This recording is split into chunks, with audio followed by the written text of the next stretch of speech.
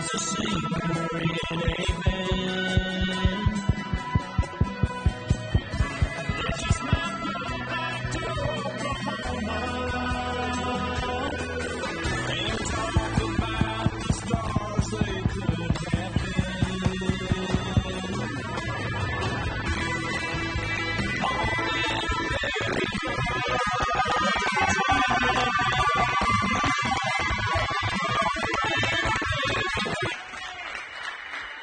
Where's my wife? Sweetie. Get up here. Oh, before I get done, I want to hug every one of you. But before I get started, I have to thank somebody I fell in love with 34 years ago and married 33 years ago. She's the only reason why I'm here tonight, Thom Tillis.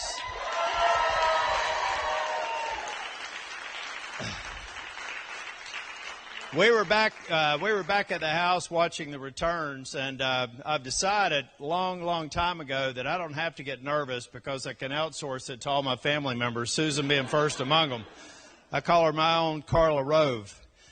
But I want to thank you all for being here. I'm sorry it took so much time. We were holding up a little bit to hear from my opponent. But we decided we wanted to come over here and talk to you all because what we accomplished tonight was a stunning victory. And we did it. We did it against all the odds, right? I mean, have we heard this before? You're down in the polls. There's no chance of winning. And I believed in every single one of you. Every single one of you did it. If you think about the margin of victory tonight, doing our part to save the Senate.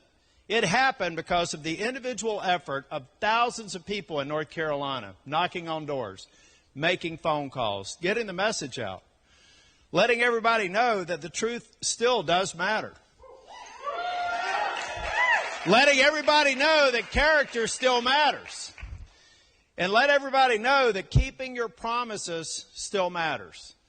That's the most important thing to me since I've been in elected office. When I ran for the legislature in 2006, I promised people that if I went to Raleigh, I would not let you down. I would fulfill your promises.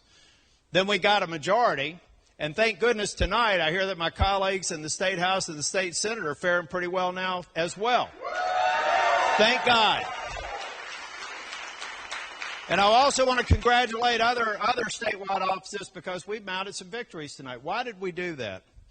Because we continue to deliver results, because delivering results still matters.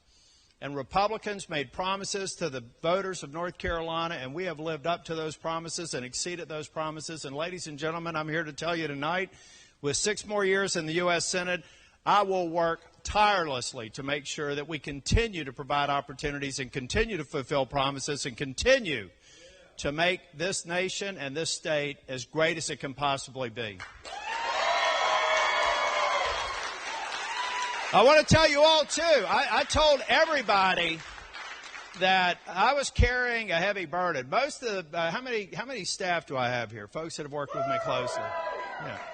Thank you all for all you do. Do many of y'all recognize me as somebody that's particularly stressful? No. I don't really experience stress, but I did have a heavy burden on me, thinking that North Carolina could be the majority maker for the U.S. Senate. And I told people across this state that they needed to carry that same burden. And in the election today, they proved to me that they were willing to carry that burden all the way to victory tonight. And we need to thank all of them for what they did. You know, I was, some of these ads of my chief of staff, Ted Lehman's here, my former chief of staff, Ray Starling, are here. They were great leaders in the Senate. A lot of you all worked for them, great people. But I told my staff, and actually Ted Lehman told me that one of his baby girls here, standing right up on the front row, saw an ad about me at the hotel and said, "What are they talking about?" You know, they were trying to paint me as some guy that only worries about the rich. I don't worry about the rich, ladies and gentlemen. God bless them for being rich. What I worry about are the people that grew up like me. You know, when you grow up in a trailer park, you move 17, I moved 17 times, but 7 times before you're 16 years old. You go to community college and work your way up and get your degree when you're 36. How could anybody forget where they came from? And how could anybody go in elected office and not think every single day about how you make sure those same opportunities are available for people who are growing up like you? That's what drives me. That's what will continue to drive me. My job has always been fighting for everybody to have the same opportunity to realize their American dream. It may not be mine, but whatever they want, I want them to achieve. And I want this country to continue to be that great nation that provides everybody those opportunities. I've done it for as long as I've been in public service, and I'll do it for as long as I'm going to be in public service. Now what we have to do is look ahead. We're going to go back to Washington next week, and we've got to recover from COVID. But now I'm absolutely convinced we're going to have the right numbers to do that. We're going to make sure that we get the vaccine out. We're going to make sure that we kill this virus and what it's done to this great nation. We're also going to make sure that schools can open, that business can open, and that everybody can get back to the great environment that we just had back in February. We can do that, and we will do it. But I also have to say tonight, I'm going to go back home tonight, and I'm going to watch the election results, and I am praying that President Donald Trump gets reelected. Is there anybody here? I've asked this of crowds of almost 30,000 in Hickory just a few days ago. Is there anybody here, if you could think of one promise that Donald Trump made that he hasn't kept, raise your hand. Not one. He said he would cut taxes. He said he would cut regulations. He said he would hold China accountable. He said NATO had to pay their fair share. He said, I'm done with Iran having any power. He said that people that kill Americans, like the leader of ISIS and Soleimani, I'm going to take them out. Is any one of those promises still left unkept? No. President Trump and I have probably different styles. But there is no daylight whatsoever between his commitment to the American people and realizing the American dream in me. And tonight,